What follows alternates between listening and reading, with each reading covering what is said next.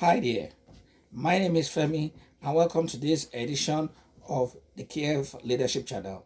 Today, we shall be looking at a subject matter titled volunteering. Volunteering, what does it really mean? Basically, to volunteer is to give of your time and resources freely for a common good. That common good could be personal and could affect the larger society. But when you give of your time, when you give of your resources freely, usually, now I use the word usually without the expectation of getting back for a common good, then or for a specific good purpose, then you are volunteering. Now, I said earlier, just right a little bit a short while ago, that sometimes it is not necessarily for a public good. You can actually volunteer for your own self-interest if your interest and motivation is good. For example, someone who wants to get a job or wants to switch a career. I tell young people, I tell experienced people, if you want to get a job, you want to get into a career in a field, or you are trying to change careers from one field to the other, that the best way to get a foot into the industry, into the organization, into the place where you are going is to volunteer. I have been volunteering since I have been old enough to make decisions on my own. And I'm talking about since my teenage years. And as this episode goes along, I will share some of the experiences in my life and how volunteering has come to be profitable and useful to me. So let's take a young chap who wants to switch a career or who's looking for a job. I will encourage you. Research the industry, research the company, research the organization you want to go into or you like to work in. And if you have done that and you have found out that this is the area you want to go in, if you have the requisite skills, then approach the organization. If they tell you, no, no vacancy now, we're not hiring anybody now, then why don't you tell them that you want to volunteer of your time and of your service?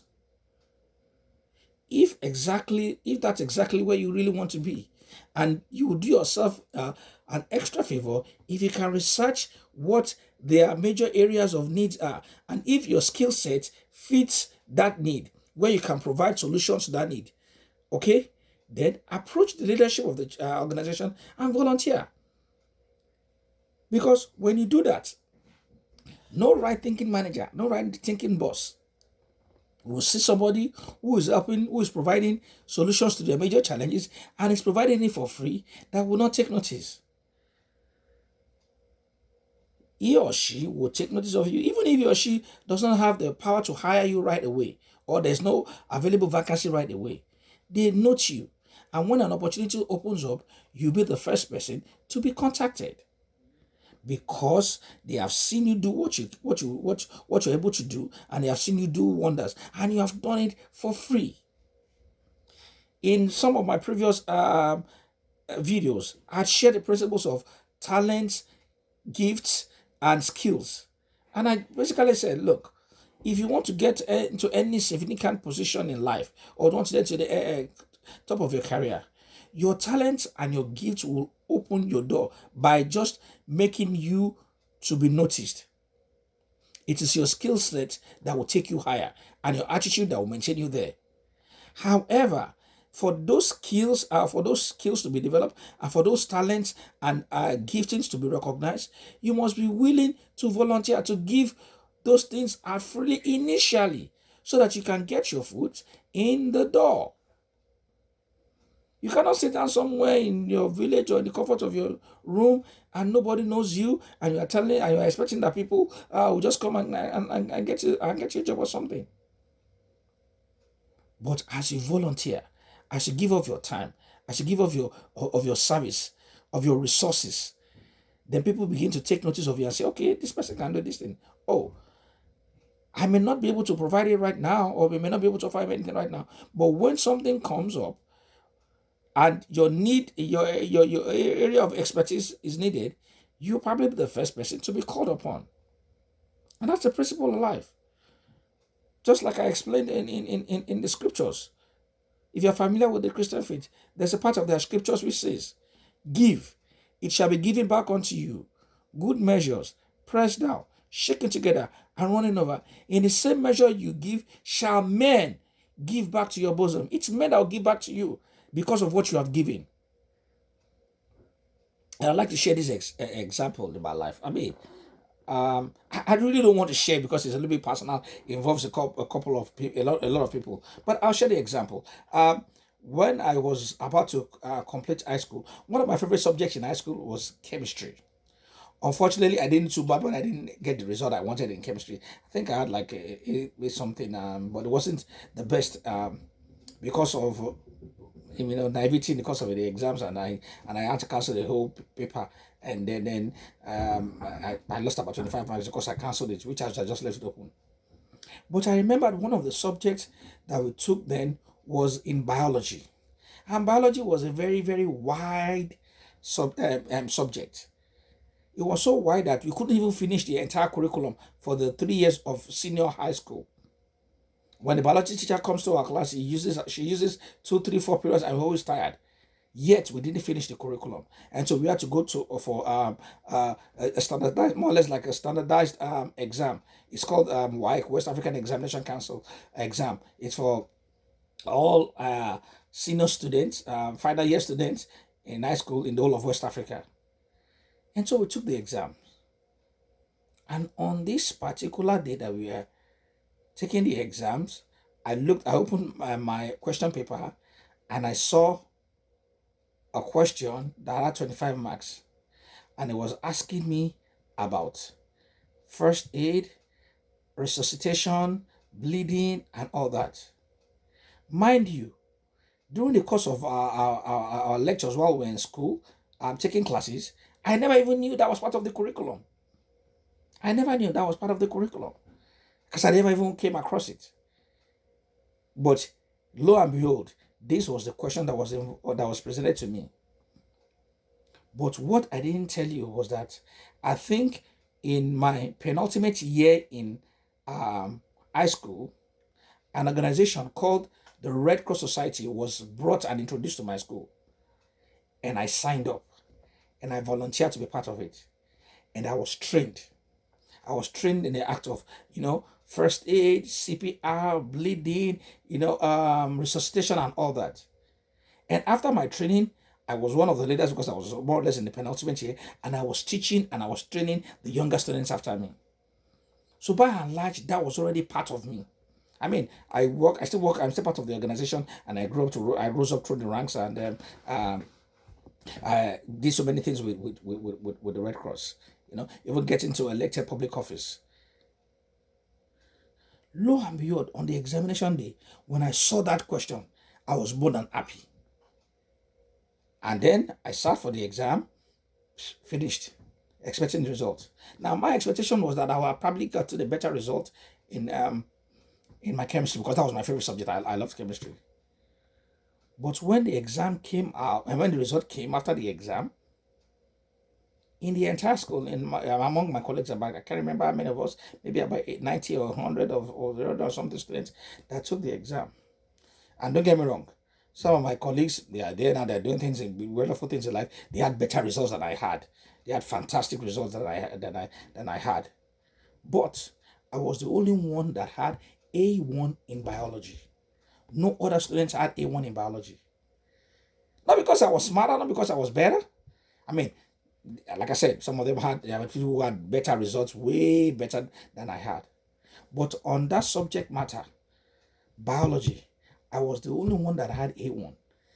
Others had A2, A3, and all that, but nobody had A1. And I know of a fact that the only reason, or one of the reasons why I had A1 in biology was because of that question on first aid and CPR and all that was brought before me, that I answered almost seemingly effortlessly.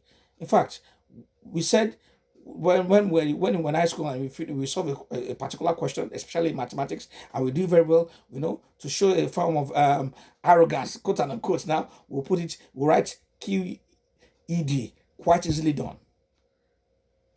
because I was so sure about it. I don't know if I'm not saying I wrote that, I did that, but because I had spent years or about a year or 2 years practicing, teaching, because I volunteered. I signed up for the opportunity that came for me to volunteer.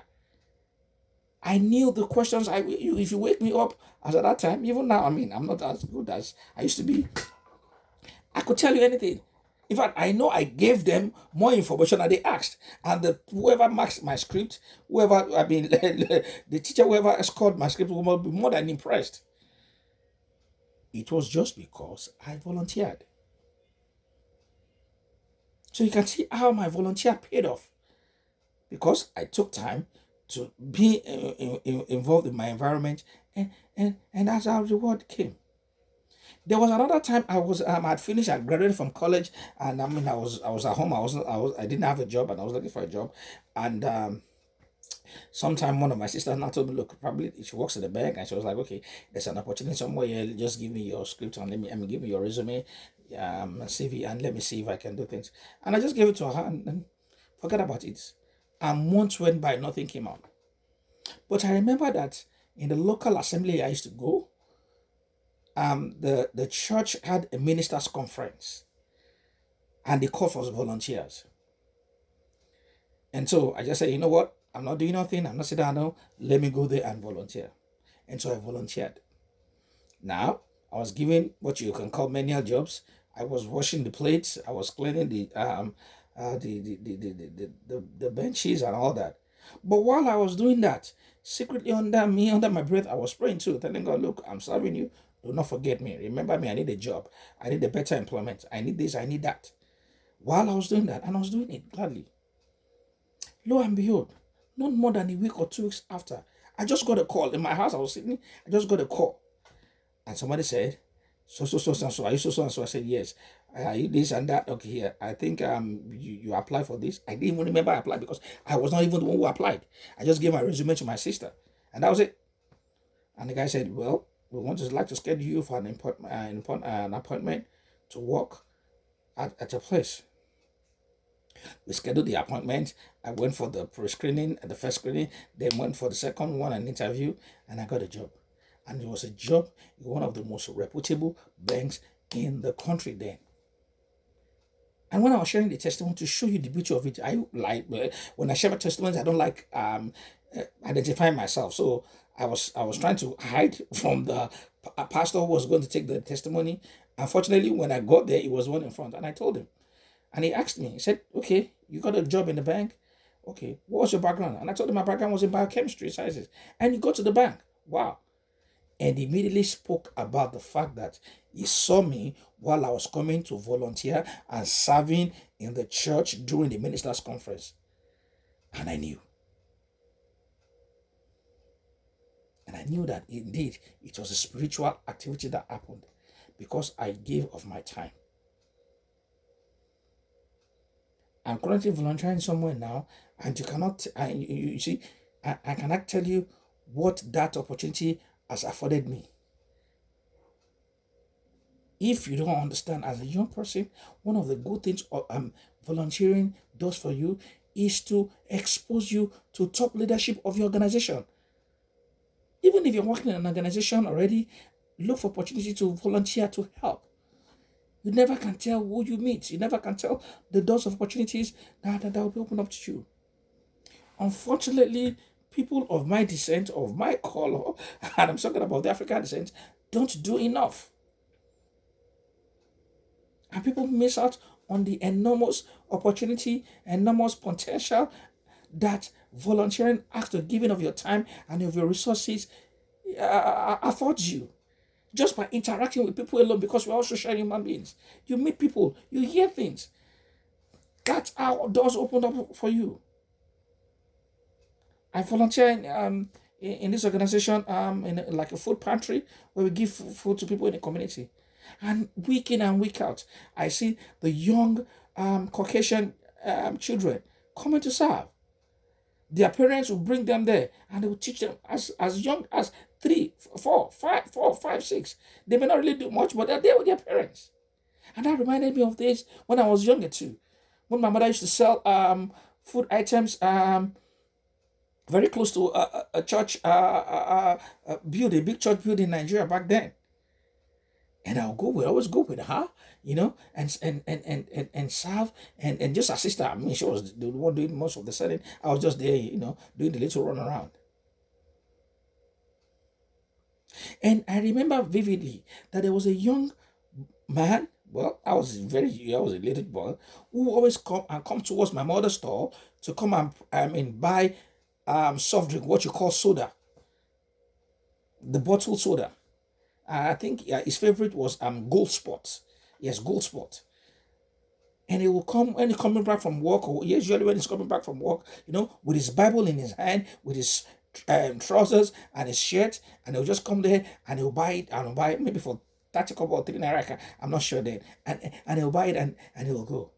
And so because he's always coming, I was always used to expecting him when he's coming. And on this particular day, it was hot. It was really, really hot. And he was coming, and immediately I saw him. I went to reach to my mother's freezer, and I brought out the a very chilled bottle of Gold Spot, because the brother too was light skinned. I can't remember him. I don't even know his name. And I handed it over to him like this. And I opened up the door. I opened up the bottle, the lid, the crown, and I gave it to him. And when he took it with grace, he drank it. I saw him gulping it down as it was going down his throat. And I saw the refreshment that came on his face. And I will never forget this in my life. One of the most important moments in my life. He said to me, God bless you. That God bless you was a different God bless you I've ever heard in my life. It was God bless you. You could see the relief, and I felt something on me. And so you cannot discountenance the enormous opportunities avenues God brings to bless you by volunteering.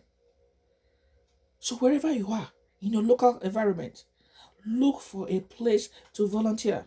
I used to volunteer with seniors and distribute food. And on the particular day, sometime December last year, I was tired. I was feeling dizzy. And I was meant to have gone, but I was feeling dizzy. And I said, you know what? I'm feeling dizzy. I don't want to get behind the wheels. Let me just take a nap. And so I called the coordinator of where I used to volunteer, and I said, look, unfortunately, I'm feeling dizzy. I can't come today. And so I slept. The next following week, when I went back there, she said to me, Femi, you have a gift. I said, gift? Really? And I went to her office, and she brought out a package. It was a small chocolate and a card that says thank you. I think maybe I'll go there and get the card. And that was very pleasing. I've gone back to ask everybody that I used to deliver, because I had a regular route, and nobody has been able to tell me that they were the ones. And I found out that one of those I used to deliver to had moved away from the the where they used to live. So I'm guessing maybe they were the ones who left that card. But it's just little things that shows you that God is with you, and that God really appreciates you. Wherever they may go through, wherever they may be, they will remember me. And who knows? Who knows what opportunities will come up just by deciding to volunteer your time. You minister to people, you touch people's lives. So it's not about, oh, I'm looking for my problem, I'm having this, I'm having that. It's about giving of your time. So, once again, look for an opportunity, an avenue to volunteer. And these things helps you, even in your record. I told you about my work with Red Cross. It's in public service. I eventually got to be employed and work with them, and got into leadership positions there when as I rose through the rank. And I tell people, when they ask me, even when I'm applying for, when I was applying for graduate programs, and they tell you that you need a minimum of 10 years, 15 years in the industry, I just put that.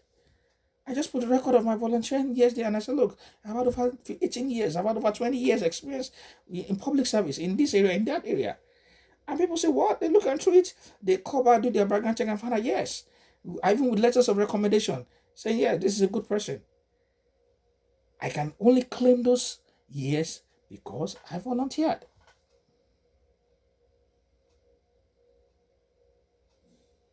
So It's important at whatever stage you are in life. And whether you are young, whether you are mid-career, whether you are even a seasoned professional or you're retired, give of your time, give of your resources by volunteering. I hope with this little talk that I've been able to share with you, you've had a better understanding of the importance and significance of volunteering. Hope to see you next time when I come to yet another important and hot topic on our KF Leadership channel. Please stay tuned. Don't forget to click the like button and subscribe to get more of our videos. Thank you.